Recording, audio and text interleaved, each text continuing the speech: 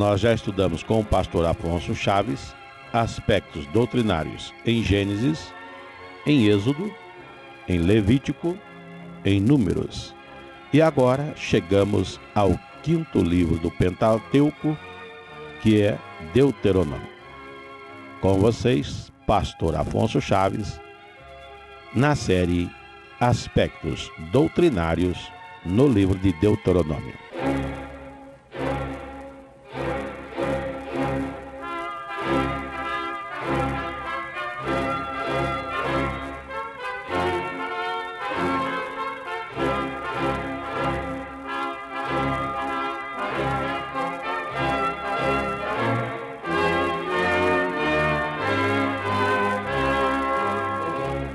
Prosseguimos hoje nosso estudo nas Sagradas Escrituras, ainda no Pentateuco, e dentro da sequência, após os livros anteriores de Gênesis, Êxodo, Levítico e Números, iniciamos hoje o estudo de Deuteronômio.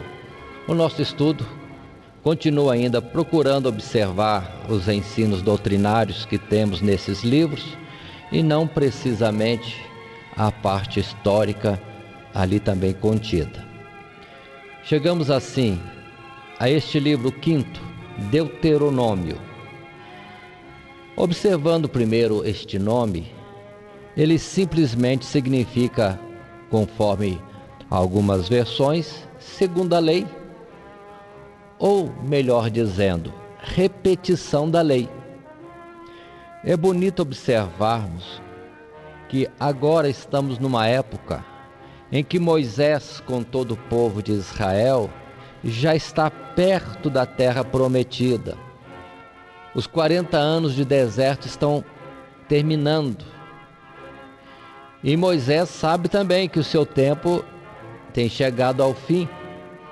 E reúne o povo de Israel, alguns momentos os anciãos do povo, e vem trazendo várias exortações. E conforme o título do livro, repete várias leis, e insiste continuamente em todas as coisas que fala.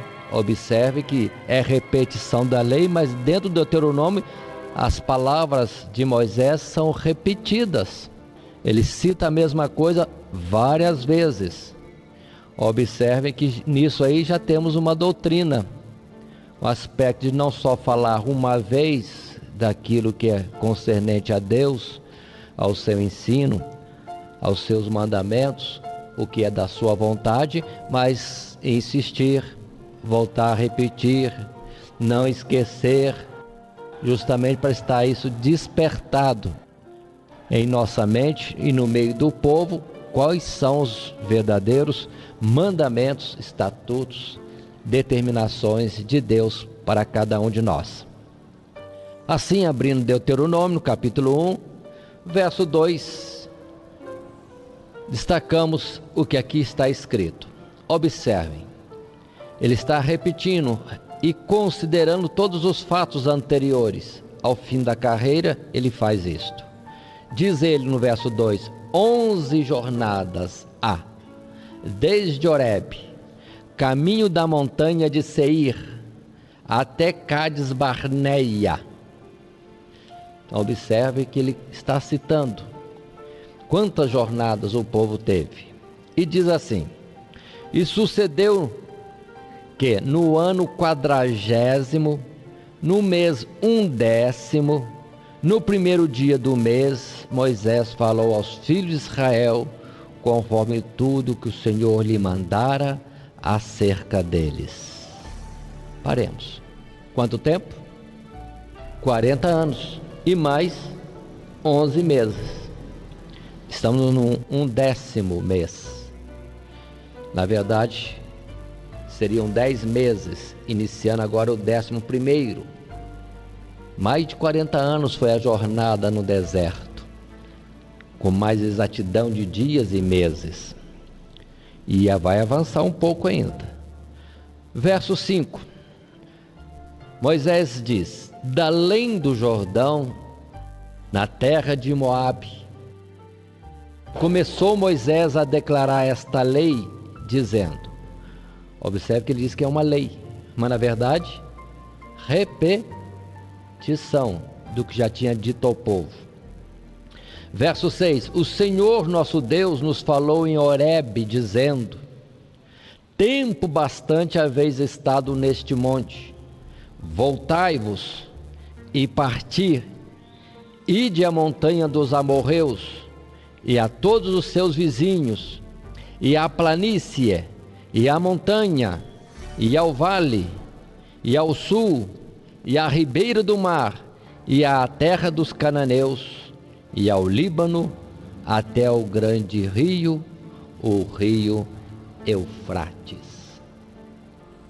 Aqui está, irmãos, a caminhada final, não mais para se deter no deserto, mas sim caminhar em direção definitivamente à terra prometida. Lembrando que o povo já esteve perto, mas teve medo dos gigantes, das fortalezas, e Deus então determinou que voltassem. E todos aqueles que forem incrédulos, rebeldes à ordem do Senhor, tombariam ali. Mas agora a jornada é definitiva. Mas eu queria destacar que a terra que Deus prometeu ao povo de Israel é imensa. Não é só aquilo que hoje, na geografia política do momento, se mostra. Aquela nação de Israel que lá está com um pouquinho de terra em relação àquilo que Deus, na verdade, deu para eles. Observe que avança à esquerda, desde o Mar Grande, que é o Mar Mediterrâneo, até o Rio Jordão, e se estende ao norte, indo até ao Eufrates. O que seria o Rio Eufrates hoje? Justamente ao lado de Bagdá, no Iraque. Toda esta terra seria do povo de Israel. Avançaria, observe, parte da Síria, todo o Líbano e chegaria ao que hoje seria o Iraque. Esta é a extensão da terra que Deus deu para o povo de Israel. Chegou algum tempo o povo possuir esta terra? Sim. No tempo do reinado de Salomão. O domínio de Salomão se estendeu, diz a palavra, até ao Eufrates. Mas observe que por causa da desobediência, por causa do pecado, do desvio das coisas de Deus, foi só um momento. Como que Deus provando que poderia deixar o domínio com eles, de toda a extensão prometida. Mas eles não têm se feito dignos disto. Pelo que, através de todos esses milênios, o povo se deteve numa região pequena e que foi cada vez mais diminuída, e aí está a situação atual daquela descendência de Abraão. Lembrando que essa descendência o é tão somente carnal, não é a verdadeira descendência de Abraão, nos que tem a chamada pela fé, conforme está escrito em Gálatas capítulo 3. Qual o ensino que temos aqui em Deuteronômio nesta palavra? Deus muitas vezes faz para nós promessas. Tem bênçãos de Deus reservadas para nós. E às vezes nós somos negligentes, rebeldes. No processo dos dias, desviamos da vontade do Senhor. E tudo aquilo que Deus tinha reservado para nós até o Eufrates acaba minguando, e ficamos com muito pouco de tanta coisa que Deus pode operar em nossas vidas. Acontece isso em alguma vida hoje? Algum de nós? Precisamos estar atentos.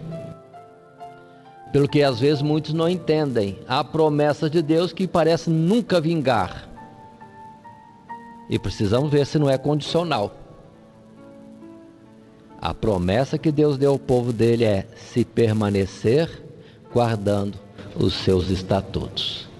E com isso, é o que acontece também quando lemos Hebreus capítulo 5 e capítulo 6, que o escritor adverte: já Sendo o tempo de sermos mestres, muitas vezes estamos ainda tendo que ser sustentados com leite, mostrando que através dos anos não progredimos tanto assim.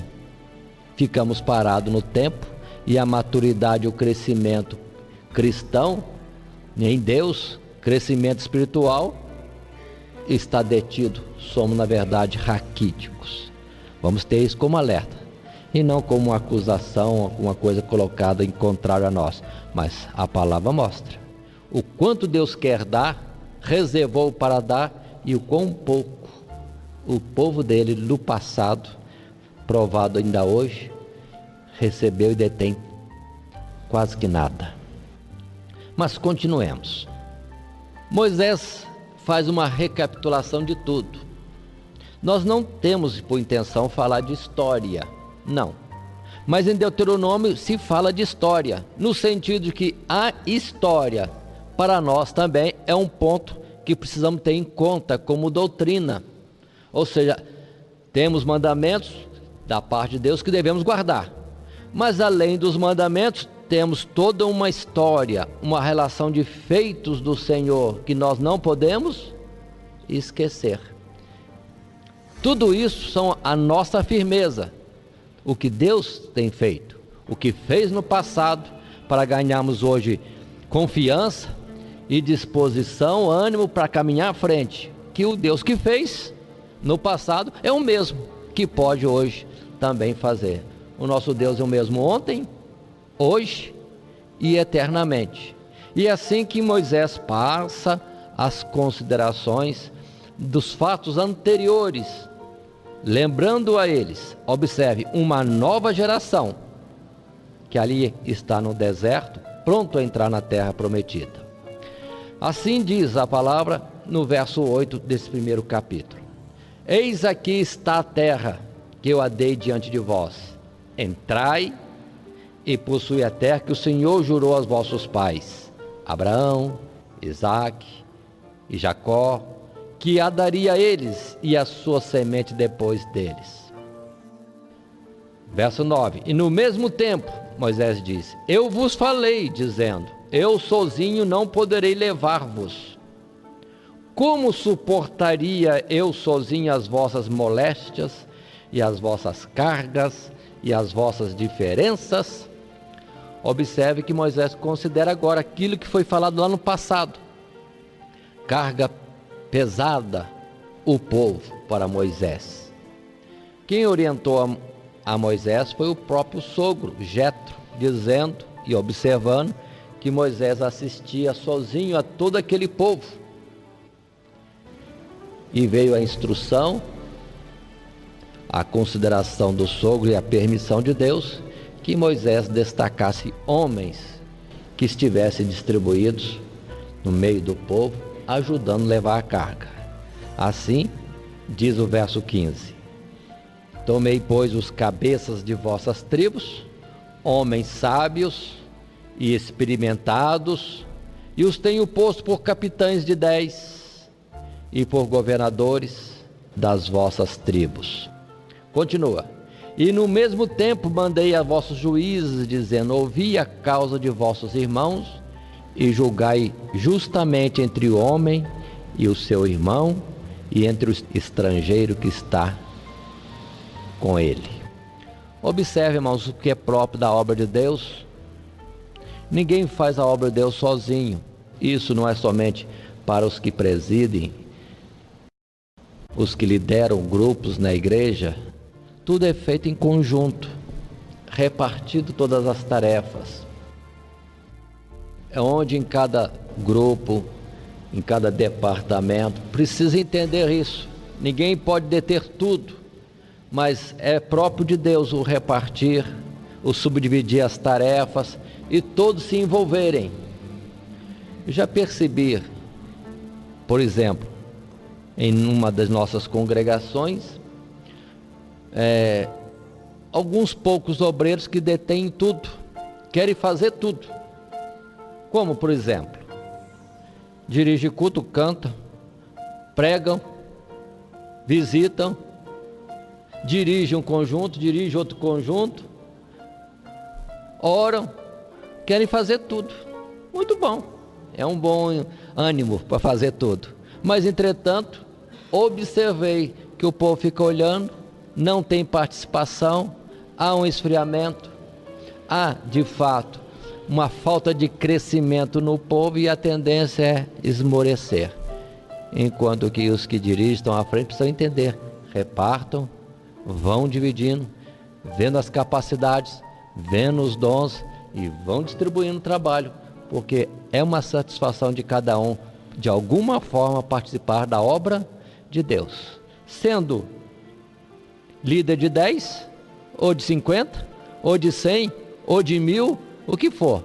O importante é estar ocupado na obra do Senhor. Isso também precisamos entender. É onde muitas vezes cada um deve, sabendo disto, não correr da tarefa que possa acontecer, vir às mãos para fazer. Disse Salomão: tudo quanto vier a tua mão para fazer, faz conforme as tuas forças.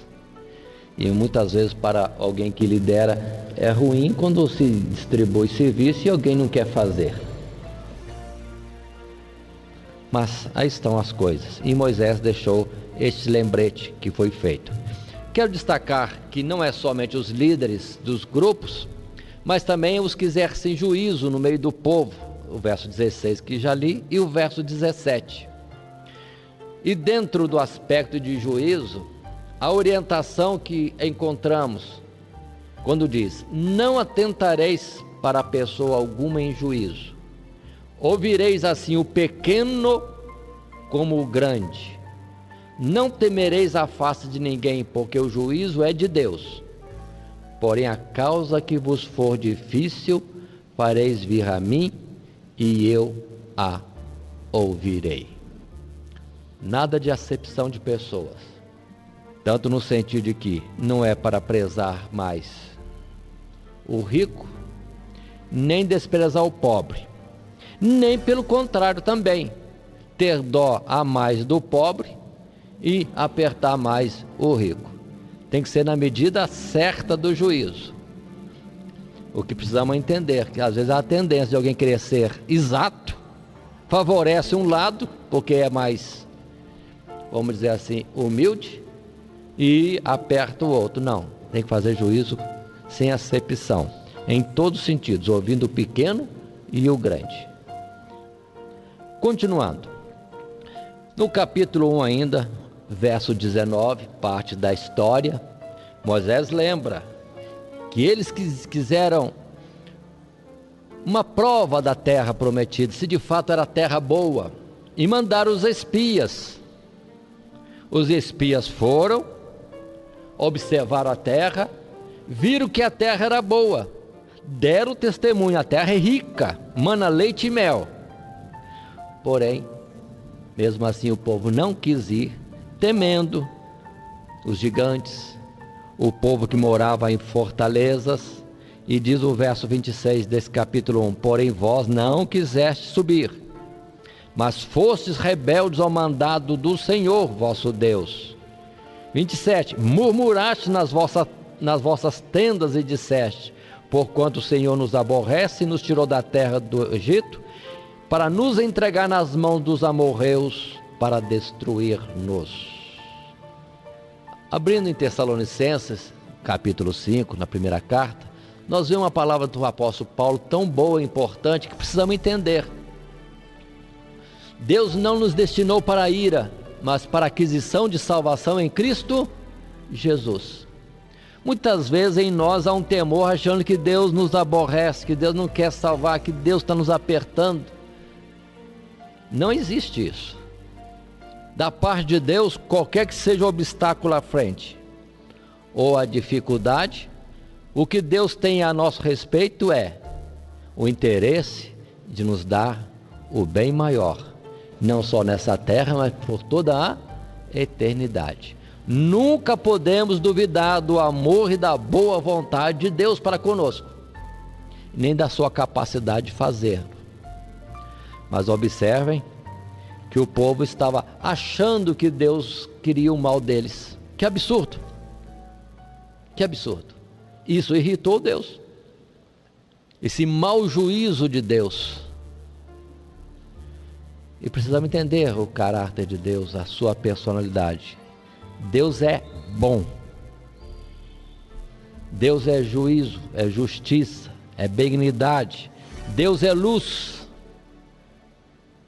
E quando alguém diz alguma coisa desse tipo, Deus quer o nosso mal, é não entender a natureza de Deus e tê-lo em contrário. Desfazer das virtudes excelentes que Deus tem. Além do mais, mostra incredulidade, falta de confiança, chamar Deus mentiroso, tantas ofensas num ato só.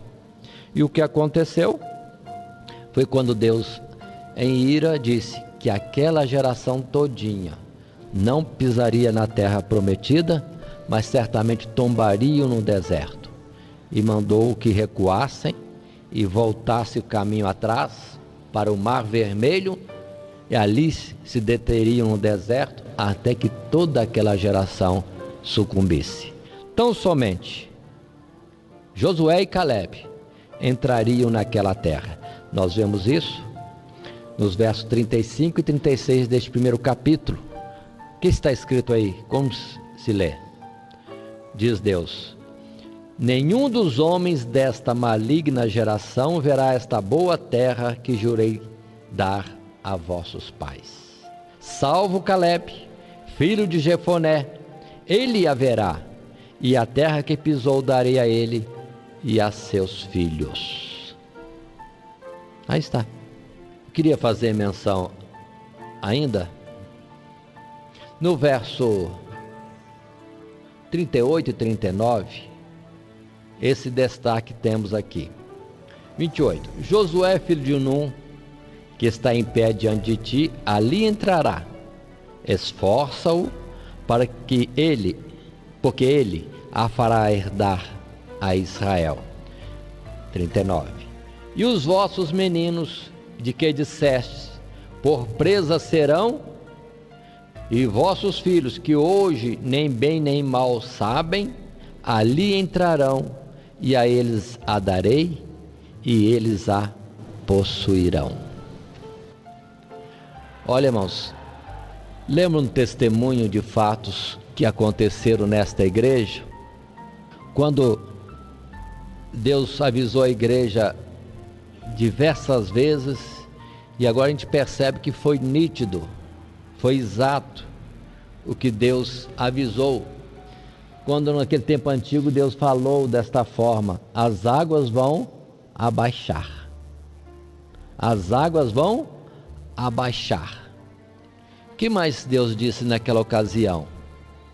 Não mais em forma de palavra, mas de visão que se repetia, mostrando que de um ribeiro grande as águas foram abaixando, e os peixes grandes começaram a se inquietar, pular e cair fora da pouca água que tinha, e morriam ao lado do ribeiro, que de fato diminuiu. E o sentido naquela ocasião era as dificuldades que viriam sobre a igreja, o povo de Deus, o evangelho. As águas iam diminuir, e muitos grandes, mas entenda esse grandes, talvez soberbos, talvez alguma presunção, esperneando, mas em vez de ficar quieto nas águas, ainda que poucas, ficavam pulando e caíram fora, e fora morriam. Na verdade, aconteceu com o povo dessa forma também, porque eles se acharam grandes. Mesmo sendo grandes, duvidaram que Deus iria fazer. E na dúvida que Deus iria fazer, que era para eles, favor deles, bem deles, começaram a dar como desculpa os próprios filhos. Coitados dos nossos filhos, vieram para este deserto para morrer. Se eles, peixe grande, não estavam conseguindo, o que será dos nossos filhos, diziam eles. E Deus usou essa palavra, os filhos. os pequenos, que não estão tendo essa maldade, essa incredulidade, eles que vocês dizem, coitado deles, eles que vão possuir a terra prometida. Então observe, irmãos, precisamos ser mais humildes na presença de Deus, não deixar esse crescimento vir em nós, acharmos que entendemos muito, que sabemos muito, e isso e aquilo outro. Vamos ficar quieto nas providências de Deus, no que Deus vai fazer, Ele terá cuidado também de cada um de nós. Vamos guardar isso. Por isso que Jesus disse, aquele que não recebeu o reino de Deus como uma criança, não entrará nele, ao sentido de pequeno, vazio de si, pequeno em si, e o grande na nossa vida tem que ser Deus, que opera na verdade todas as coisas. Lembro ainda de Davi quando disse que não se exercitou em grandes coisas, mas queria se acomodar tão somente no Senhor como uma criança nos braços daquele que o detém, que o guarda. Assim também deve ser para nós, irmãos. A caminhada para o céu não é fácil, é difícil. Mas não vão olhar para a dificuldade. Não vão ser entendidos vendo que o negócio está feio. Vão escapar, pular fora, que vai piorar. Guarde-se em Deus. Espere em Deus. E nada mais. Ele vai dar a solução. Solução essa que será para nós bênção. As dificuldades vêm, mas Deus, junto com a dificuldade, certamente traz o escape para nossas vidas, para aqueles que nele confiam. Continuemos à frente. Entramos agora no capítulo 2. Ainda descrição, como que recordando todos os fatos anteriores. Não estou colocando como história, mas experiências que já passaram, que não podem ser esquecidas. Isso é doutrina, não esquecer as nossas experiências com Deus, do que Deus fez em nossas vidas. Mas vamos lá. Segue o capítulo 2 falando ainda das jornadas.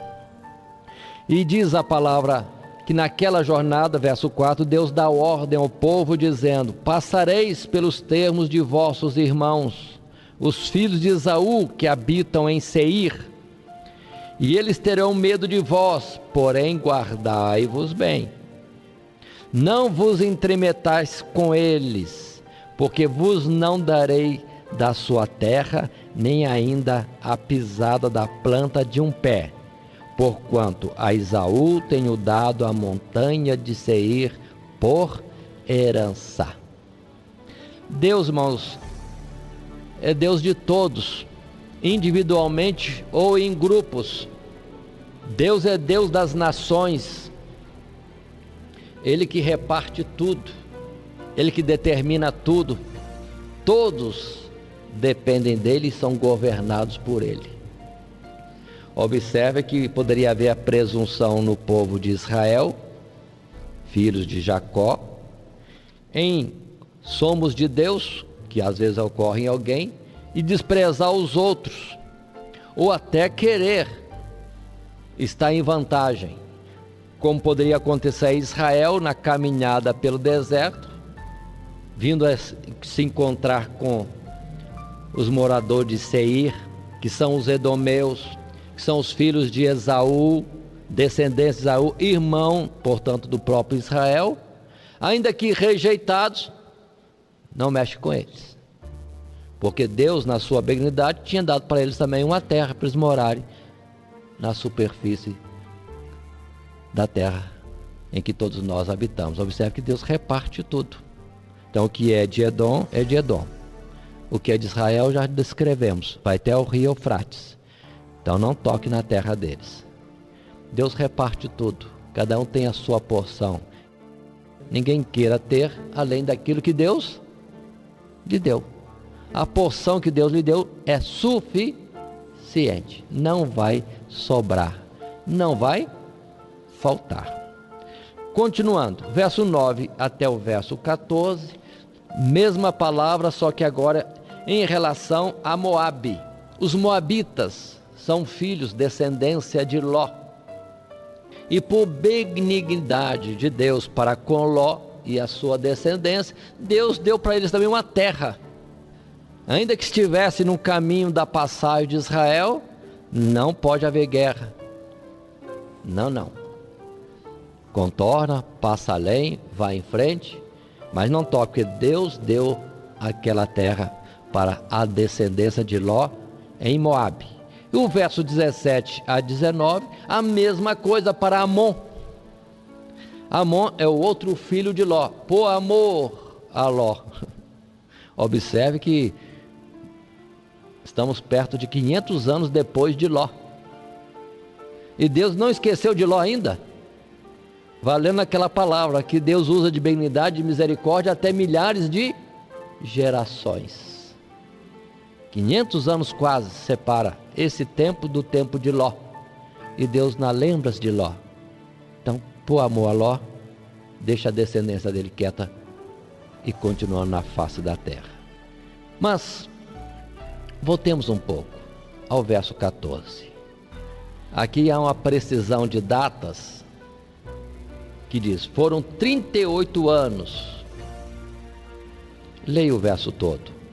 E os dias que caminhamos desde Cádiz Barneia até passarmos o ribeiro de Zered, foram 38 anos, até que toda aquela geração dos homens de guerra se consumiu no meio do arraial, como o Senhor lhes jurara. Quando o povo de Israel chegou a Cádiz Barneia, naquela caminhada logo após a saída do Egito, com 2 anos e pouco já estaria entrando na terra prometida. E mesmo assim, aqueles 2 anos e mais alguma coisa, era só para o povo conhecer Deus, construir o tabernáculo. Tanta coisa houve de bom, de ensino no deserto aqueles 2 anos, e já poderiam estar na terra prometida. E quando retornaram para o Mar Vermelho, ficaram mais 38 anos. Foi quando aquela geração, na verdade, tombou. 38 anos. Continuando, indo ao verso 23. Entre outros assuntos que encontramos em versos outros, eu vou só destacar também o 23, observando povos que ninguém conhece, como aqui, também os cafitorins, que saíram de Cafitor, destruíram os aveus que habitavam em aldeias até Gaza e habitaram no seu lugar. Quem são estes? Alguns conhecidos como os filhos de Ló, Deus reservava a terra. Os filhos de Isaac, como Edom, tinham a sua terra. Mas povos que ninguém conhece, não tem história, mas aparece de vez em quando, como esses cafitorins, que são descendências de Cã.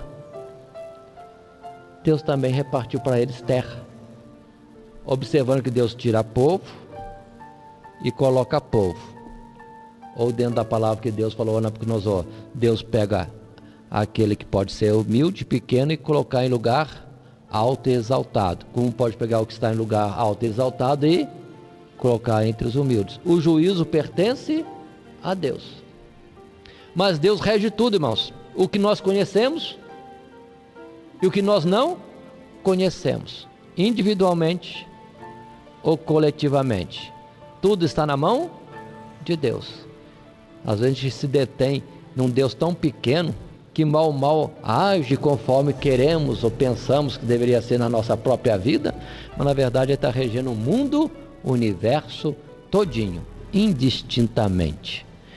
E de ninguém se esquece. Se Ele não esquece de povos estranhos que nem estão dentro da promessa e herança para a vida eterna, como não cuidará daqueles que são chamados em Cristo Jesus? Aí fica para nós esse detalhe. Ou seja, a benignidade de Deus é tão grande sobre tantos e não será especial sobre nós? Como disse, será um povo especial que Ele faria chegar a si? Mas também, nesse mesmo capítulo que estamos lendo, 2, há territórios que Deus dava ao povo de Israel que era para ser tomado mesmo. É o caso de Seom, rei dos amorreus, no verso 24, como depois no verso entrando já no capítulo 3, verso 1 e 2. Também Og, rei de Bazã, Deus estava dando aqueles povos e sua terra para Israel.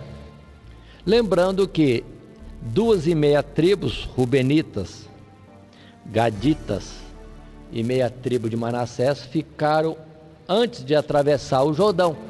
As terras eram tão boas que pediram para ficarem ali e Deus consentiu, pode ficar. Deus deu para eles aquela terra. Mas se olharem hoje, não é mais deles.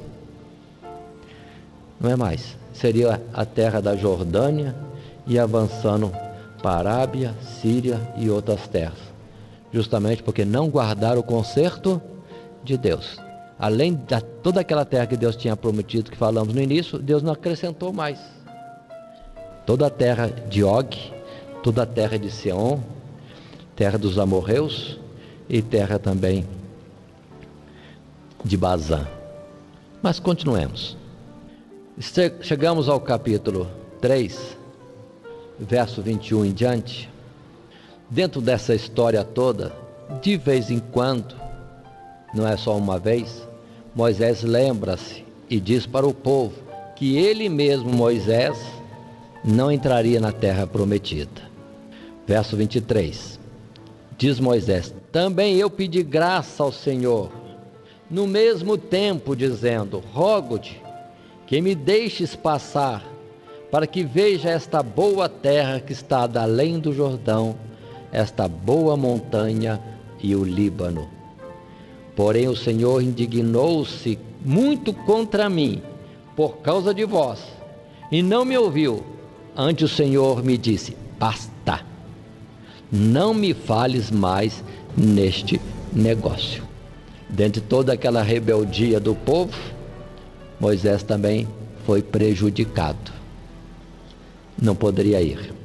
Estas coisas, irmãos, são difíceis, mas entendamos, até essas coisas ruins que nos acontecem servem para a nossa instrução, e de alguma forma Deus tem poder, sabedoria para transformar um transtorno em ensino.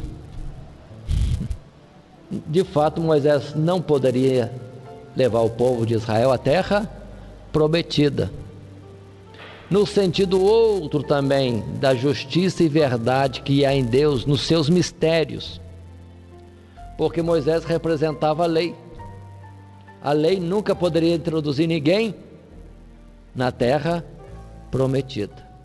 Não é por nossa justiça, nosso mérito, irmãos, não é. É tão somente pela redenção que há em Cristo Jesus. Por isso que Moisés, representando a lei, não poderia levar o povo de Israel à terra prometida. Teria que ser um outro, o Josué. Lembrando que Josué seria, no devido tempo, a mesma palavra que qualifica o nome do nosso Salvador, que é Jesus. São palavras de significado idêntico. Não seria Moisés. A lei leva até perto, ao conhecimento das coisas de Deus.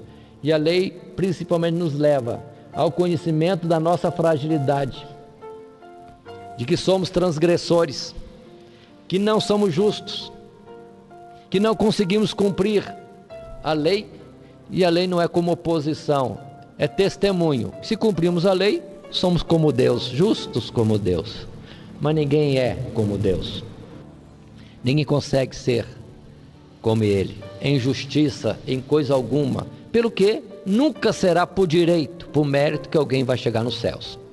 É para tirar isso de ideia. É tão somente pela graça. Sois salvos mediante a fé, e isso é dom de Deus, não vem de vós mesmos, para que ninguém se glorie. Somos salvos por Cristo Jesus.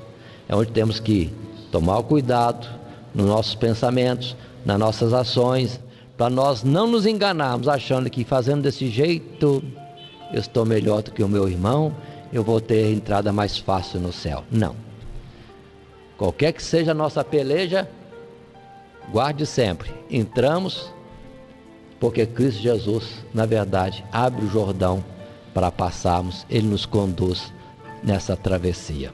Ainda que a lei teve o seu tempo, Moisés teve a sua atuação, nada é descartado. Continuemos mais um pouco. Capítulo 4. Exortações. Não estranhe, mas tenho como ensino. Quantas vezes Moisés volta à mesma palavra? Repete muito. Mas qual é o ensino doutrinário para nós nisto? É justamente de que precisamos estar atentos, não esquecendo, mas despertando sempre na nossa mente tudo que Deus tem feito e mandado. Assim é que, capítulo 4, Moisés diz ao povo, quando praticamente se despedia do povo: agora, pois, ó Israel, ouve os estatutos e os juízos que eu vos ensino para os cumprides, para que vivais e entreis e possuais a terra que o Senhor, Deus de vossos pais, vos dá. Qual é a nossa vitória? Como conseguiremos chegar aos céus? Guardando os preceitos do Senhor, executando a sua vontade, não nos desviando do Senhor. Isso tem que ser repetido sempre, guardado e depois cumprido. Verso 2 vai dizer: nada acrescentareis à palavra que vos mando. Também no verso 2, nem diminuireis dela, para que guardeis os mandamentos do Senhor vosso Deus, que eu vos mando. Tem que ser precisamente, irmãos, o que Deus mandou. Nada mais, nada menos. Não esquecemos de Eva, que quando sondado pela serpente na tentação do capítulo 3 de Gênesis, ela não falou os mandamentos corretamente. Já estão alteradas as palavras que Deus disse e que Eva estava guardando. Então ela queria cumprir alguma coisa da parte de Deus, mas se cumprisse também erraria, porque não era aquilo que Deus tinha dito. Assim muitos de nós, às vezes temos alguma coisa como ordem de Deus e não é bem isso, é outra coisa. E precisamos entender. É onde muitos se iludem, atualmente no caso do divórcio, dizendo: não, Deus permitiu o divórcio. Sim, Deus permitiu o divórcio, mas quando? Quando há adultério. E qual o passo seguinte que Deus instruiu? Reconciliação. Qual o outro passo? Aquele que teve um caso de separação, fique sem casar, fique só. Pronto. E observe que hoje em dia, na discussão de divórcio, segundo casamento, vem uma enxurrada de argumentações para justificar o que Deus já disse claro: eu aborreço o divórcio. Só é possível o divórcio quando há infidelidade conjugal. Mas mesmo assim, o caminho é reconciliação. Enquanto não há reconciliação, fique só. A palavra de Deus termina aí. Todas as argumentações, irmãos, que nós temos por aí, sociais, todas as argumentações psicológicas e de tudo mais, nada vale, porque o mandamento de Deus é esse: não pode ser acrescentado nem diminuído.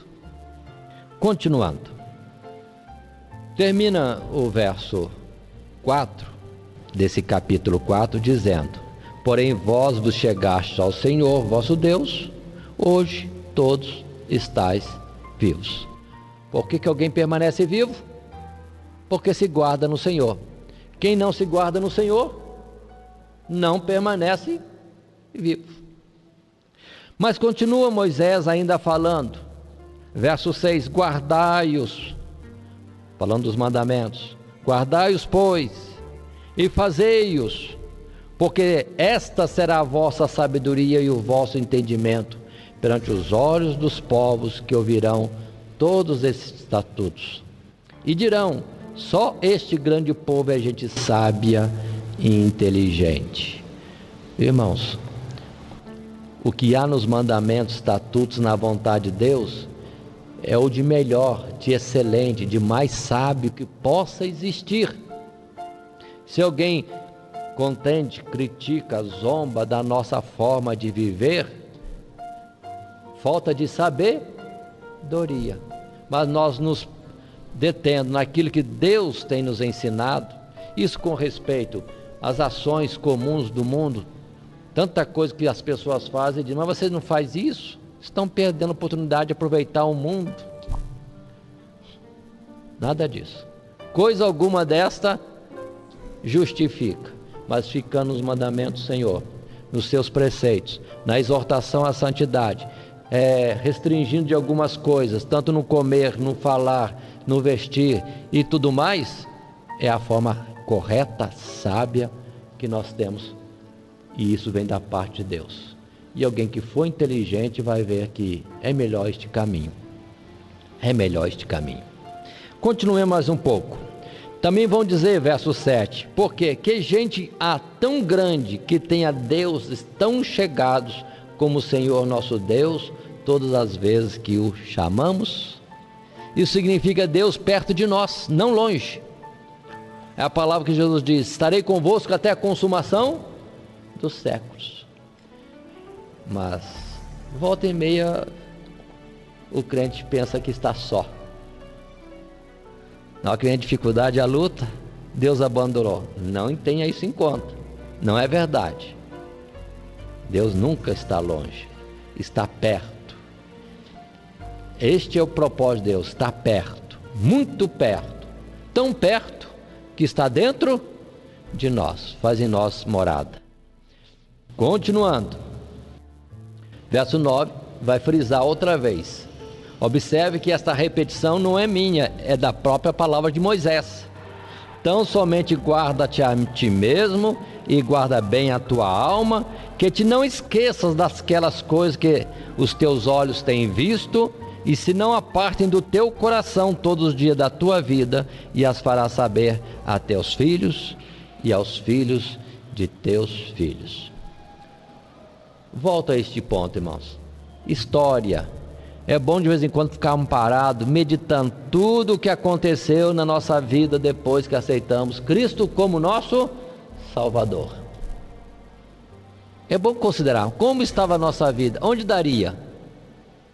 E agora que temos aceitado Jesus, o que aconteceu em todo o tempo? Na verdade, há períodos que Deus atua grandemente e há períodos que parece que Deus está oculto, ainda que presente, mas como oculto.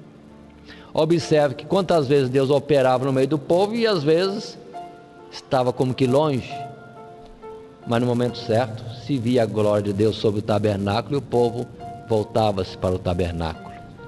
Assim é conosco também, assim é a história. Vamos vendo, recapitulando: quantos foram curados de uma coisa e outra e hoje já esqueceram que foram curados? Quantos tiveram problemas dificílimos, tiveram solução dos seus problemas?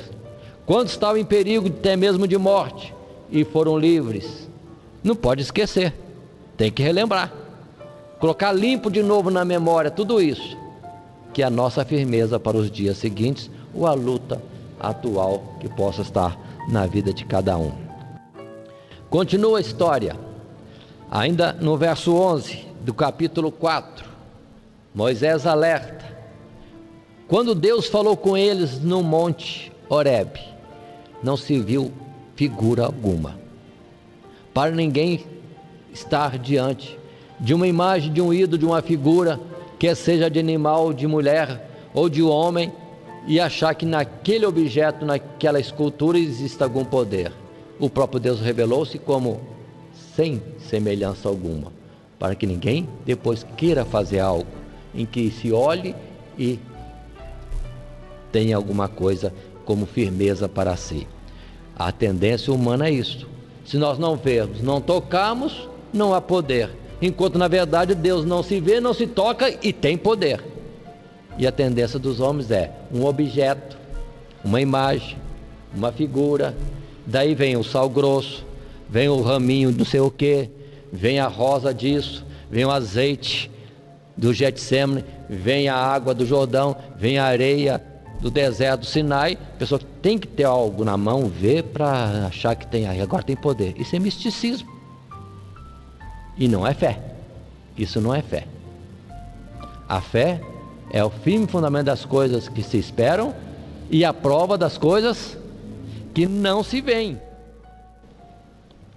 Por isso que num culto evangélico, não tendo imagem, não tendo pompa, não tendo ritual, não tendo um cerimonial, alguns não acham que seja um culto a Deus.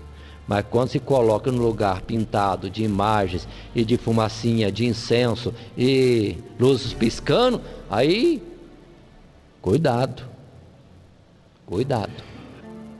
Isso não é fé, isso é emoção. Isso acaba sendo idolatria. O entender que o poder está no objeto e não em Deus que faz. Pelo que os símbolos que Deus deixou para nós são poucos. E o poder não está nos objetos do símbolo, mas no significado. Aí vem a Santa Ceia, o pão e o vinho, aí vem o azeite da unção, aí vem a água do batismo. Como também até o próprio sangue, que simboliza a vida que Deus deixou, mas no sangue não há virtude alguma. Continuemos mais um pouco. Verso 25. Alerta também de Moisés para o povo. Diz o verso 25: quando, pois, gerardes filhos e filhos de filhos, e vos envelhecerdes na terra, e vos corromperdes, e fizerdes alguma escultura semelhança de alguma coisa, e fizerdes mal aos olhos do Senhor para o provocar a ira, hoje tomo por testemunha contra vós o céu e a terra, que certamente perecereis depressa da terra, a qual passado o Jordão ides possuir. Não prolongareis os vossos dias nela, antes sereis de todo destruídos. Muitos pensam que uma vez tendo sido abençoados, tendo recebido dons de Deus, dons espirituais, aí está ali para fazer qualquer coisa. Cuidado. O mesmo Deus que deu, o mesmo Deus tira. O mesmo Deus que salvou, o mesmo Deus depois pode o quê? Lançar fora. Este é o alerta de Moisés. Continuando. Se isso acontecer, se alguém algum dia desviar-se, observe a porta aberta de Deus, irmãos. Então dali buscarás ao Senhor teu Deus e o acharás. Quando o buscar de todo o coração, ou de todo o teu coração e de toda a tua alma. Observem, certamente quando desviamos de Deus vem aperto, vem problema, vem luta. Não dizendo eu que toda luta é porque desviamos de Deus, mas quando desviamos vem dificuldades. É certo, o que plantarmos, isto colheremos.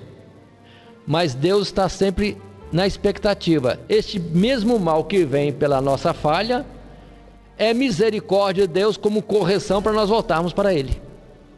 Pelo que diz no verso 30, quando estiveres em angústia e todas essas coisas te alcançarem, então no fim de dias te virarás para o Senhor teu Deus e ouvirás a sua voz. Porquanto o Senhor teu Deus é Deus misericordioso e não te desamparará, nem te destruirá, nem se esquecerá do concerto que jurou a teus pais. Observemos, que grande misericórdia de Deus, já prevendo a situação de desvio e já colocando à frente que esse desvio terá consequência ruim numa imediato, mas da parte de Deus a atuação para arrependimento e salvação. Indo à frente, para mostrar quão grande o apreço de Deus e a bondade de Deus para com o povo, Moisés diz no verso 32: por quê? Pergunta agora aos tempos passados, que te precederam, desde o dia em que Deus criou o homem sobre a terra, desde uma extremidade do céu até a outra, se sucedeu jamais coisa tão grande como esta, ou se ouviu coisa como esta? Ou se algum povo, verso 33, ouviu a voz de algum Deus, ou de algum Deus, repito, falando do meio do povo, falando do meio do fogo, como tu a ouviste, ficando vivo. 34 ainda, ou se um Deus intentou ir tomar para si um povo do meio de outro povo, com provas, com sinais, e com milagres, e com peleja, e com mão forte, com o braço estendido e com grandes espantos, conforme tudo quanto o Senhor vosso Deus vos fez no Egito aos vossos olhos. O que quer dizer isso, irmãos? Que Deus tem esta atuação, como no passado Deus ainda faz, de ir ao encontro de uma pessoa e puxá-lo do meio onde está e trazer a Ele. Que Deus faz isso? Que Deus, de todas as histórias, irmão, de todos os povos, em todos os lugares, só existe essa história do povo de Israel, que teve a visitação de um Deus que falou com eles, tirou-os de um lugar de cativeiro e deu para eles uma terra e foi com eles o tempo todo, ainda que muitas vezes rebeldes. Assim também é conosco.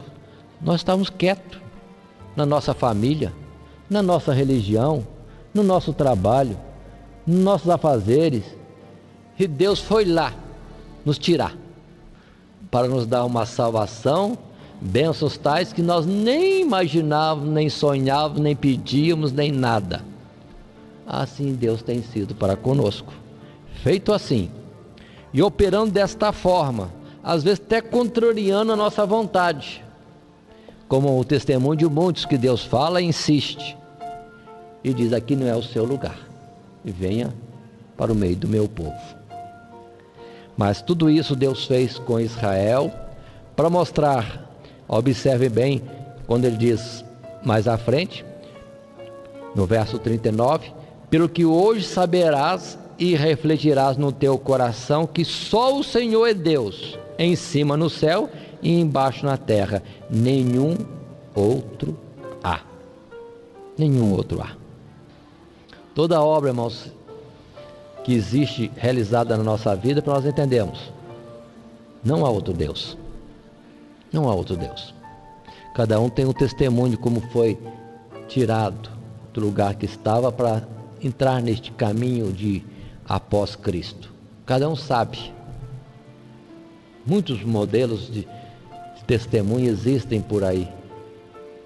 Coisas tremendas, em que a pessoa às vezes não contava com nada e Deus vai lá e resgata, toma para ele. E opera de forma tal para se mostrar que Ele é Deus. Ele escolheu, Ele chamou, fez chegar a si, pronto. É testemunho para nós, não há outro Deus. E assim, irmãos, segue-se depois o capítulo 5, dentro dos feitos que o Senhor fez e que Moisés fazia menção, lembrança outra vez, ele entra agora no capítulo 5, dizendo que o povo deveria lembrar de todas as leis, estatutos, ordens de Deus, mandamentos, e cumprir, e repete tudo de novo. Isso está no capítulo 5, a partir do verso 6.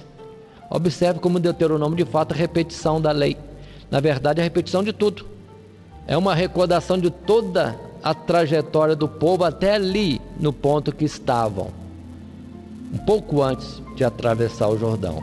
Assim, verso 6 em diante, temos todos os mandamentos repetidos. E isso vai até o verso 21. Agora coloco de novo. São 10 mandamentos aqui listados. Os 4 primeiros mandamentos são em relação a Deus, não esqueçamos. Os outros 6 são em relação ao próximo. Pelo que depois se simplificou no modo de falar, quando se diz amar a Deus sobre todas as coisas, e resume então os 4 primeiros mandamentos dos 10, e ao próximo como a si mesmo, resume os outros 6 mandamentos dos 10. Mas os mandamentos de Deus, a sua lei, os seus estatutos, não se restringe a 10. 10 é somente um modelo, porque o número 10 representa multiplicidade. Então as ordens de Deus para nós, irmãos, são muitas. Não é somente 10 contadas nos dedos das nossas mãos, mas muito mais. E observe que há leis, mandamentos que são gerais para todos, e há o particular de Deus em cada vida também. Vamos colocar então as ordens mandamentos que são coletivos e também as ordens específicas de cada um. Em cada vida existe isso. O geral e o particular, segundo o propósito diferenciado, individualizado de Deus com cada um.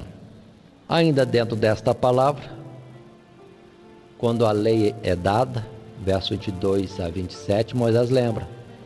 Lembre-se que Deus falou, e que vocês ouviram, e que vocês ficaram vivos, mas vocês ficaram com medo. E se afastaram, e disseram, Moisés, ouve a palavra de Deus, e depois traz para nós. Não queremos mais ouvir a palavra de Deus, a voz de Deus, para não morrermos. E Moisés coloca no verso 28 e 29. Ouvindo, pois, o Senhor a voz das vossas palavras, quando me faláveis a mim, o Senhor me disse, eu ouvi a voz das palavras deste povo que te disseram, em tudo quanto falaram eles bem. Repito essa frase. Em tudo falaram eles bem. 29. Quem dera que eles tivessem tal coração, que me temessem e guardassem todos os meus mandamentos todos os dias, para que bem lhes fosse a eles e a seus filhos para sempre.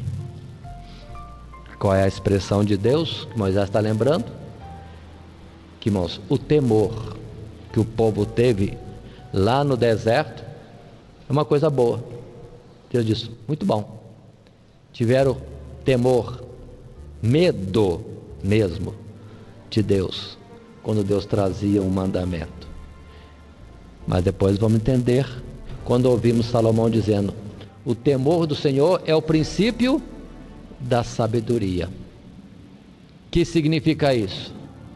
Ter medo mesmo da condenação é um princípio de sabedoria e é bom. Se alguém serve a Deus por medo da condenação do inferno, tá bom, ótima coisa, isso mesmo. Mas isso é o princípio. Mas em quem há temor, ainda não está construído, perfeito, o amor.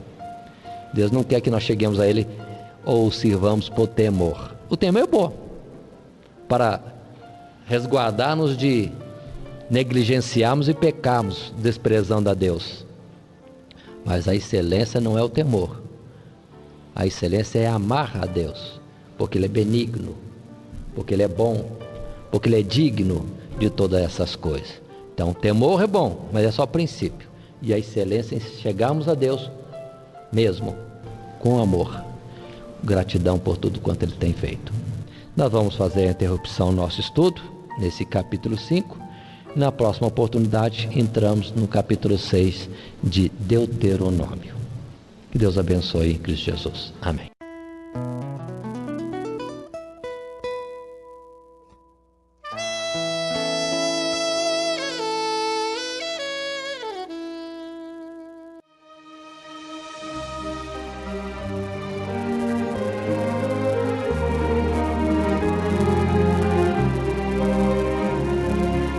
Querendo adquirir cópia desse estudo, ligue para a prestadora 12 3648 1818.